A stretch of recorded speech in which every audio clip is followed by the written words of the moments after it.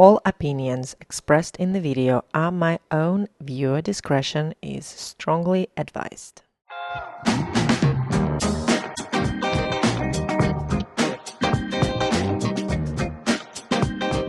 Hello everyone, and today we are looking at the synastry of Amy Winehouse and her Blake.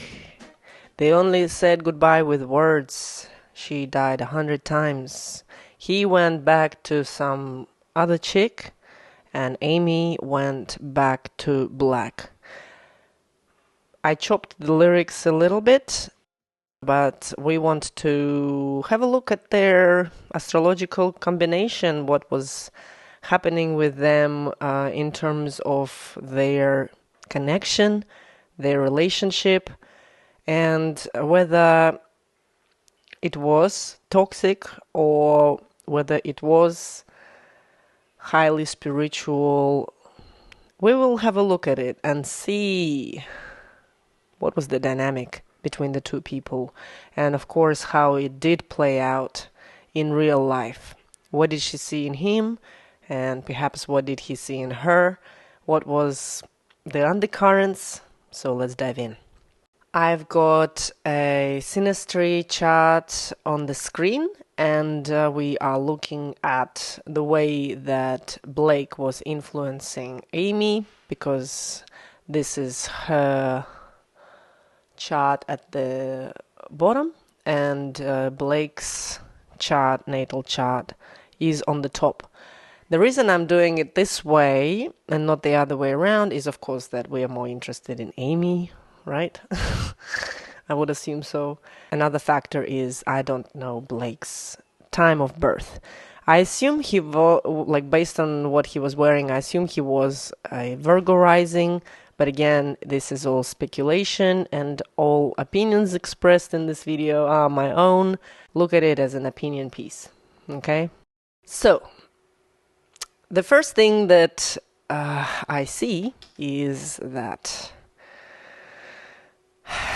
Amy's north node is in her first house in Gemini, and her south node is in her seventh house in Sagittarius. The seventh house is obviously the house of relationships, if it boil it down a little bit.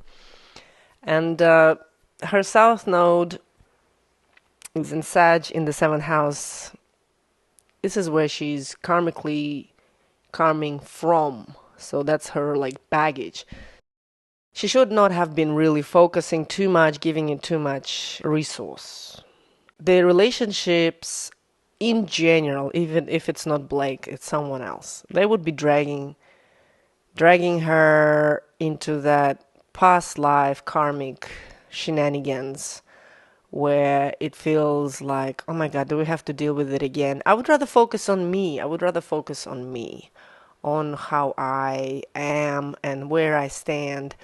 More first house stuff. So that she has a very strong indicator of self-reliance here that is ideal, because North Node is ideally you wouldn't want to be more first house, more self-assertive, more me person, me time, and all the relationships, they are a product of you taking care of yourself. And even if you do the best care and the best everything, no matter what the relationship is, it's still dragging its feet behind, and you have to wait and look behind your shoulder and be like, oh my god, why am I dealing with this person? So South Node in Sag in the seventh house. South Node full stop in the seventh house means that just take relationships with a grain of salt. You don't have to dissolve in the relationship, because you have to consolidate more in yourself. Relationship is just, in this lifetime, it is passé topic. But Amy was revolving a lot of her emotional input, output. It was all about the relationship. Her creativity stems from her experience within the relationship, without the relationship. It's like something that was a big topic for her. And it makes sense. It's the south node we are talking about. So, first thing that comes to me is this. Literally on her ascendant and descendant axis, north node, south node. So her life purpose, ideally in the ideal world, was to self-assert her mind, her word, and do it by focusing on herself. Which she sort of did because she spoke about her experience, how it affected her even before Blake, the song that she wrote about her first boyfriend, calling him things and saying how he is not good for her. That was the sort of the mojo that made her stand out, because she spoke about her self-assertion at the expense of her first boyfriend, who was considered to be too weak for her, not irresponsible enough to be with her, to be good enough for her. And I have read all the books on Amy, and I have watched all the movies on Amy, and I've been studying that phenomenon of her life for years. So I'm pretty keen to just look at it and summarize it for you based on my extensive research and literally living through her pain in a way, because I used to date someone who is kind of similar to Blake. And know this kitchen inside out, so to say. Okay, what else do we see? And let's just go by dignities here. Let's just make a logical chain of planetary positions, and look how they make a whole picture, so we can make our assumptions and perhaps even conclusions. So right next to the south node in Sag, we have Neptune, which is like the great dissolver, also like a higher node of Venus.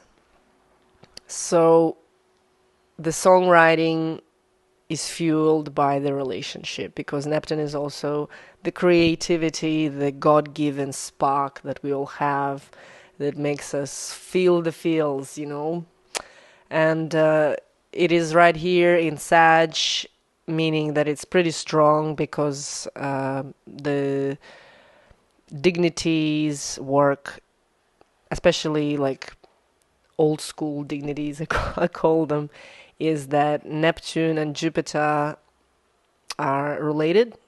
The Neptune is the ruler of Pisces, and then ancient ruler of Pisces is Jupiter. And Jupiter is the ruler of Sagittarius. So Neptune and Jupiter and Sagittarius and Pisces, even though they square each other, they are related in a way that it's always a higher mind involved, a higher consciousness. So when she was engaging with any relationship, whether business or personal, for Amy, it was like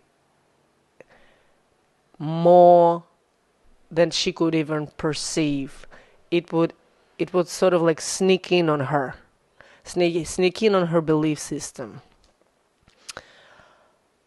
sneak in on how she feels in the moment, how she feels in the relationship, and that would fuel her creativity and make her feel things to a large extent, to the point where she would feel she's dissolving in that relationship. So we also have right next to that Neptune, we have all of this is the seventh house of relationships. We have the moon there, critical degree of Capricorn, 0 degree of Capricorn. I just want to show you separate, just quickly. Like, this is Amy's chart full on. And yeah, this 7th house is that catalyst for change for Amy. And Sagittarius is also like a very visceral, personal experience. It's like trying a new dish somewhere far away. It's like all these new sensations. How can you, I mean, I do not watch travel cooking shows, but I'm a Sag, but I can understand, like, I can understand people who watch that. They just would like imagine how this would taste like, and then when they go to that country, they would go and try that thing. Sagittarius don't need to watch the show. They just travel and they try the craziest thing just because they just want to try it. It's a personal first-hand experience. And Amy was open-minded about relationships, and she was maybe like never really satisfied with what she had because it's a South Node. But she knew how to do the relationship. She knew how to connect. And she was open-minded and like, yeah, I mean, I'm going to try things and see what they bring, right? Okay, so that's the 7th house. That's the house of also like the shadow. So not like the dark shadows, the underworld shadows, but like you know, people in your life and my life, they kind of mirror me, mirror you. People in your life mirror you on some level, and sometimes we project things on people that we don't want to deal with within ourselves, or we find like some people that are not good for us because of some shadow happening, and we haven't resolved it. Obviously, once we resolve it, we will know that these people are not good for us, so I don't want to be around them. But if we are in a relationship and we still dealing with some shadow stuff, people in that relationship will be having those things in them. And because it's a shadow, we don't really acknowledge it, but once we do, we can acknowledge it in others. But if we haven't acknowledged it in ourselves, in our lives, in our psyche, we cannot really see that in other people. We think it's the way it is. I speculate it could be the case here. Something in Amy's mind was not resolved, and now we're going to look at things that are related to this. So yeah, check this out. So on her Neptune, we have Blake's Black Moon Lilith. This is where all the naughty things that they did. I don't even know how to word this so that YouTube is not gonna censor me. But I mean, you know the story. So the things that they did, the regulated things that they did, in unregulated way, is this Black Moon Lilith on Neptune. His Neptune on her Neptune. So he already has the Neptune conjunct his Lilith. That is highway to just being in a different reality and rebelling with all their might against what it should be like, against the dogma. So Blake was a rebel, and he was rebelling against the dogma through that thing. Through those things, through those little plastic bags and more. Apparently he has got clean, which I commend Blake for that, and huge respect. I'm not here to judge, and I know how it feels, and I'm just pointing out here that this combination altogether in a synastry, I would be saying, oh, okay, we do have a door that you can go in, and the labyrinth, hard to get out, pretty full of illusions. And this is what substance abuse does. So I think it played a huge role in dysregulating Amy's assertive, clear mind. I think she craved to have a clear mind and certainty, and she didn't have that in the relationship. And knowing from experience, uncertainty can be a manipulation tactic to get what the manipulator wants. I'm not implying that Blake was a manipulator. He was coming from a hard childhood. He had issues to deal with, and he was dealing with the issues the best way he could. I have not been there. I don't know this person for real, but from what I was reading and from what I was seeing and feeling, it's a perfect recipe for disaster, because there was a lot of uncertainty. Amy was feeling isolated, and they were like two peas in the pod against the whole world, rebelling and nullifying themselves. A lot of uncertainty. So that was the main thing that was playing a role here. Unpredictability as well, because just in this Sag cluster, Amy has Jupiter, good Jupiter, dignified Jupiter, conjunct Uranus. So it was like, let's go, like you light up a match and then the whole house is burning. Party's on, let's just keep going in the 6th house, the house of the body, like spin the tires, let's go. And Blake's Uranus is on top. It's like double Uranus on Jupiter. Is like the amounts and the hours of just keep going at it must be really insane. It's actually a miracle Amy lived that long with this combination here. And it's all very visceral, all very first-hand experience. There's no preparing or intellectualizing. It's just like, yeah, let's just do it. Let's live our life. This is life. This is what life is, and we're here to live it, and it doesn't matter. Unpredictability, uncertainty. We don't know what's gonna happen next. Let's enjoy the moment. So that probably was like that, like daredevilish spark that ignited the passion, and then when it was all over, it was like you could see the particles of dust still in the air, and it's all just settling, and then there's nothing.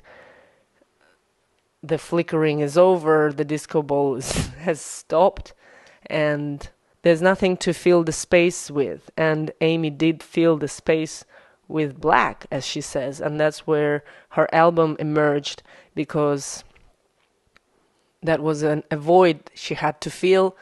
Neptune can also act as that void, that vast void that has no end, no limit, and you have to fill the space with something. She was filling it with alcohol for quite a while, and then the music appeared, and the irony is that the music was healing her, but also was a catalyst for change that gave her this world stardom, which isolated her even more, and that void was always there to be filled. And then when Blake returned, I feel like I was like, oh my god, thank God you're back, because help me fill the void, dude, like help me fill the void. And he's got I do have a Lilith here and the Neptune here, like you girl, you dissolve my stuff, you help me dissolve my stuff. And she's like, yeah, you help me dissolve my stuff. So they were dissolving each other's stuff, but what they didn't realize was that the uncertainty was still there, unpredictability was still there, and obviously the toll of the lifestyle that they lived and the belief system that they followed was taking its course of action. What else can I see in terms of the synastry? Blake's Venus in Pisces is correlating with the Neptune here because the ruler of Pisces is Neptune. I feel perhaps she saw this relationship as her, not life purpose, that's too much to say, but like as a guiding star. She thought that he was the most beautiful person, the ethereal god being that she would bow to. It felt like she adored adored his guts, adored his bones, that love. And it's touching because that music that she wrote when they broke up the first time touched so many souls, and that's the quality of the connection. No matter what the abuse and the manipulation was, it felt like a divine spark, a divine connection to the couple. You cannot forget this type of connection. With the odd Capricorn moon, Amy wanted to belong, but she felt like she could truly only belong with someone by her side in the relationship house, and she would be dissolved. She took relationships seriously, and she wanted to be a mom. She took that very serious. It's a shame that she didn't live to realize those aspirations. Amy's Juno, which is an asteroid of the good wife. I always look at this asteroid, and it's always in the right place and the right time. It's like ideal. If there's something ideal in our universe, it's Juno, in my opinion. Her Juno is conjunct Blake's Mercury in Taurus. So perhaps the way that he spoke to her, and like he would calm her down, and he would probably say things like, "You are my lady, you're my number one." But again, 12th house, it is in the 12th house, and it's all wishy-washy. So he probably was satisfying her vivid imagination in a way about their future together. He was calming her down a lot, and everything he would say, she would fill in the gaps, and she'd be like, "Yes, I'm perfect for you. What else do you want me to do? I'm perfect for you. You want me to sacrifice things A, B, C, I'll do it. We have a music video to do today for my music. You don't want to go? We're not going to go." So it was like that. Fundamentally putting everything for him, sacrificing just to be that perfect woman for him. So Amy's Black Moon Lilith is in Aquarius, and the ruler of Aquarius is Uranus, and we already know that Uranus is conjunct her Jupiter, and her Lilith is in the 10th house, so her work was not doing her any favors. I think exacerbated her using habits a lot. She couldn't care less about her health. Like, she thought that she was invincible, and because it was in the mind. That's why, because of the environment she was in, that's why it was important for her to be alone for some periods of time, so she could make up her own mind and put a stance on how she thinks things should be. And even when she did say, "Hey, I want to do this," they were saying, "Are you serious?" Like, no. And she would be upset. "I want to do this." Like, she wanted to become, to have her own label and work with songwriters and artists, and I think she would have done really well. It was not on the agenda. So the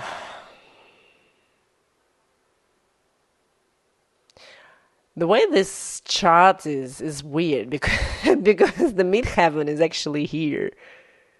It's like, what's happening here? Anyway, so remember the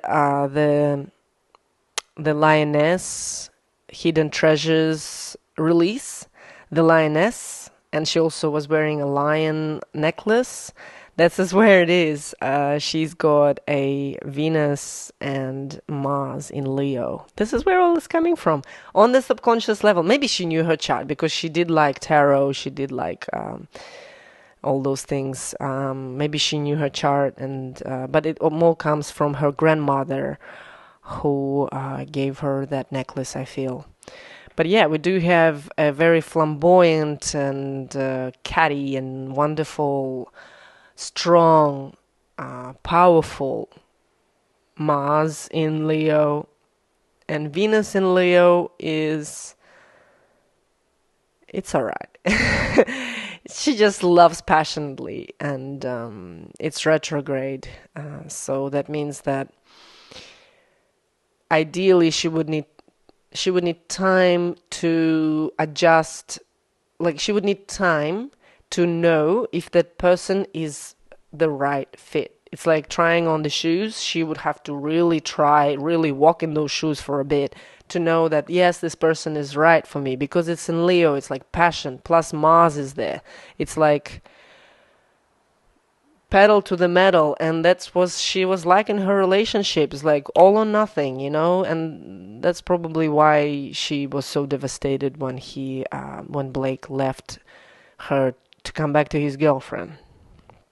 Oh, by the way, it's also trining all this stuff here. So Amy's Mars is trining her South Node, meaning that whatever she did, it was all for the relationship, but it didn't help her. She had to take a step back. She had to have that haven where she could, because she like, it's sad, but she didn't have boundaries. She needed to have strong boundaries, so every action that she would take, Mars action, would not fit in to that past karmic pattern of dissolving yourself with the relationship.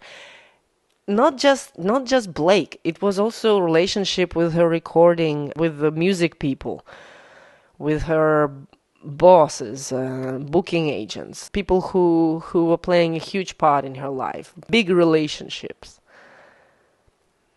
And I'm not talking family stuff. I'm talking like her, one-on-one relationships, long term. South Node and Mars in a trine with Venus retrograde next to the Mars and Neptune next to the South Node. Passion is good, but broken boundaries and uncertainty is not.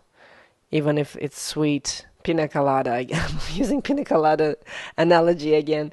Pina colada on the beach where, the sandstorm has come and you're all covered in sand, keep sipping on pina colada. You should probably go somewhere within the four walls and, wash this stuff off. But no, she was sitting on the beach in the storm and thinking, yes, that was like, this is it. This is how it is. A true rock star, I would say. A true rock star. Brave person. And self-sacrificial. Well, this is the fourth house. Family, ties, strong feelings about family. A union, like a sacred union between the masculine and the feminine. When maybe dad left, she felt like her mom was like Venus retrograde, Mars direct, like sense of maybe not fair, I can do better, I'm not gonna be like that. And she was fighting for her love in the face of adversity. Loyalty. Leo is very loyal, very family bonded. So she wanted a family. She wanted to have a strong family front. But with all this Neptune and Lilith, it was a house of cards ruled by a life view that was a lot of uncertainty. Also, we do have a conjunction between Amy's Saturn and Blake's Jupiter. because they were born not far apart, their Pluto also are almost conjunct, which would be like for anyone who is born next door to each other, within the range of a year or so. Pluto will be right around the corner. When Pluto to Pluto's together, that means a strong connection, like very full on. First dimension, second dimension, like when the stones can speak, they speak, and you don't even have to have words, you already understand what's happening. So pretty strong. And that is in her 6th house. She had chemical reaction to Blake, which was undeniable, very strong pull, and pull, push, attraction, aversion cycles. And it's in Libra, all again coming back to the 7th house, to relationship, to Venus. Like, it was full on, okay? Full on is a mild version of that. Speaking of that North Node again, her North Node is in Gemini, right? And ruler of Gemini is Mercury. So Amy had a conjunction. That's why she was very sharp. She was very smart and sharp and witty and quick on her feet, like a lot of good banter. She loved that. She's got a Gemini ruled strong Mercury in Virgo, so that's like a Gemini for Mercury is the day hub, and Virgo for Mercury is like a night hub. Like, it's like where Mercury is cool, calm, and collected and knows what's up. And Amy was street smart like that. She knew what's up. She was very smart, but because Mercury is in retrograde, sometimes it would take her time to really understand her position. But once she acquired that position, she was very strong-hearted about it. Like, like, I'm not a spice girl. Things like that. Their connection was very like light-hearted, very like sexually charged, but also it felt like very serious at the same time. And the lines between that were blurred. Like, we're everything to each other, we're nothing to each other. We're everything that we want to have in each other, and we're actually the opposite of what we want, what we need, sort of thing. Like, it was a lot of like back and forth, a lot of that attraction, aversion, I feel. I think these two are two peas in the pod, for sure. Would I say that their relationship was like toxic? It was toxic within the notion that they had to let the past go, Amy in particular. But because Lilith is right there, I could say that the most toxic bit about them was the substance abuse. If it was not that, maybe she would be very involved in the relationship and he would be giving her like mixed signals and certainty. But the drugs, they actually made it worse. That became toxic, not just on an emotional, spiritual level, on a physical level, just plain simple. And how can you use substances and think that they're not gonna get any toll on the body? And our body is our vessel. So Amy's vessel was having a huge strain. There will be a video that I will be going and looking at like the major events in her life and what was the astrology of those events, just looking at transits all the way to the last day. So make sure you check that out. That's going to be really interesting to see what she could be going through internally and how planets would be affecting her, helping her or not helping her. So yeah, this is my little speculative opinion piece on the synastry between Amy Winehouse and her Blake. Not hers anymore, and I just feel with, just on the last note here, with the Saturn conjunct Jupiter, this is like, to me,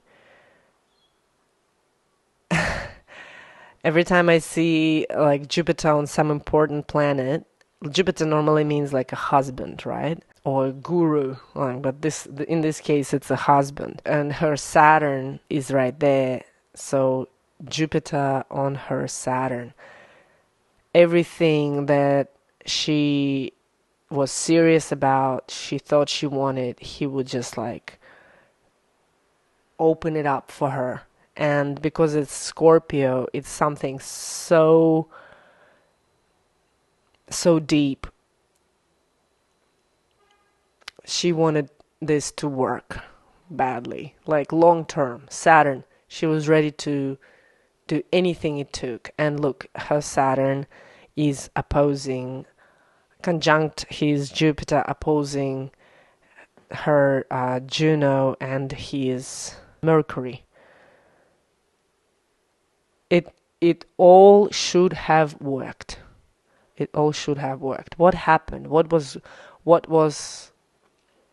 happened?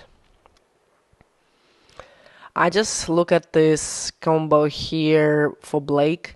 He's got a Juno in Capricorn. So you see there Juno's already trining. So that felt like match made in heaven. But he's got South Node in Capricorn. And all these ladies things, he wanted to move away from that because he wanted to feel right. And maybe sometimes it didn't feel right with Amy because it just was so full on. The boundaries were gone. He didn't feel comfortable because he was going maybe more for Cancer, North Node in Cancer, which means like the person's soul has seen the rigidity. And maybe that rigidity is related to the Juno archetype, to the wife archetype, that like he maybe didn't want to be trapped because Amy was like, you are the guy. Like, take my skin, like take my heart. I will do anything for you. And he was like, whoa, like, whew, I cannot take this responsibility. And ironically, in the end, he was the one who had a child. He was the one who had it all. Overcame his drug abuse issues, overcame all those things. And poor Amy, she just pedaled to the metal, but there was no metal in the end. And when she finally tried to recover, and I'm going to go over all of this up and down thing in the transits video for Amy, personally for her. And I feel like with Blake, the North Node is in Cancer. He's now fulfilling his destiny because Cancer is what? Family. If you're his hater, like, I'm sorry to break it for you, but Blake is fulfilling his destiny. He's focusing now on family. I have seen the movie Biopic. I enjoyed it. I also read Tyler James's book called My Amy, Our Time Together or something like that. And that's like... the book is very Christian F style, if you know what I'm talking about. It's a movie about Berlin heroin scene. Hardcore, raw, rough around the edges. And the Amy Black to Black movie is like Barbie. So we've got two contrasts there. So if you want to know like the story of Amy properly, just read Tyler James's book.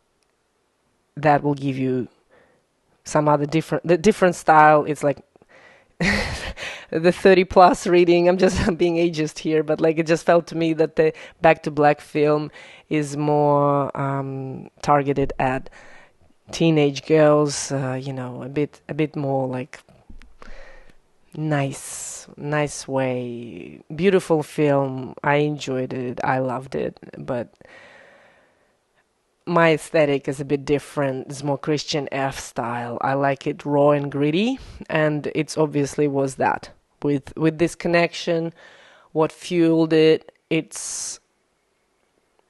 If you haven't lived it, it's hard to tap into that, but if you want to live through it, just watch Christian F. You're not going to live through it in those energies I just described with the Neptune, Pluto, and Saturn. Exacerbated and hard hitting. Watch Christian F. That's the movie. for the strong-hearted, and yeah, the rating is like R18 plus, like under 7 seals, you know what I mean? But this is the movies that I used to watch a lot. Now I'm more into the the Barbie style. I'm getting older. Anyway, if you have any comments, please let me know, and subscribe, like, and share if you enjoyed this video, if you learned something interesting, something new. And I appreciate you on my channel, appreciate for your time, and you are here with Alla, and I'm always here to investigate astrologically what's up, what could have been, what should have been, what would have been not. Thank you so much, and yeah, I'll find you at Amy's transits video later on, and yeah, if I have already made it, the link would be in the description, but if not, subscribe and you will not miss a thing.